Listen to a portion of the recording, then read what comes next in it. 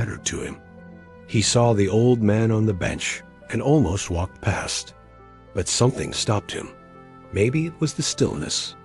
In a world that never stopped screaming for attention, Elias sat there like a man who had already heard everything worth hearing and was now simply listening to the silence between the noise. "Mind if I sit?" Daniel asked. Elias looked at him. Those silver eyes. "The bench isn't mine," he said, "but the company would be welcome." They sat together for a while without speaking. The waves crashed. A dog ran across the grass, chasing a ball that no one seemed to have thrown. Finally, Daniel, unable to hold it in any longer, said something he hadn't planned to say. "How do you do it?" Elias turned to him. "Do what?" "Live this long and still want to sit here in the morning, still want to see the day." The old man smiled. It was a slow smile, the kind that starts deep in the chest before it ever reaches the lips. "You're asking the wrong question," he said. "The question isn't how I've lived this long. The question is how I've lived at all. And the answer to that one took me a very long time to learn." Daniel leaned forward. "Then teach me."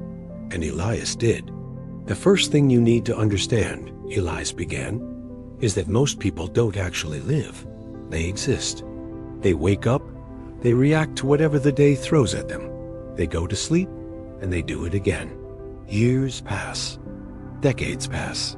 And then one day, they look up and realize they've been walking, but they never chose a direction. That's where regret comes from. Not from the mistakes you make, but from the absence of intention. From never deciding what your life is actually for."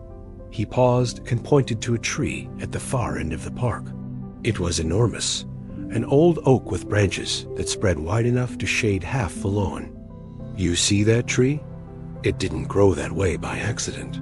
A seed fell in a specific spot. It sent roots down into specific soil. It reached toward a specific patch of sky. Everything about that tree is a response to a direction it chose.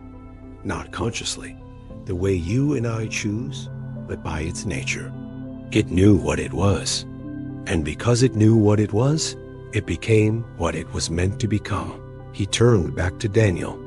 "Most people never figure out what they are. They spend their whole lives growing sideways, trying to be what someone else planted them to be. Their parents, their bosses, their culture. And then they wonder why they feel hollow." Daniel stared at the tree. "So how do you figure it out? How do you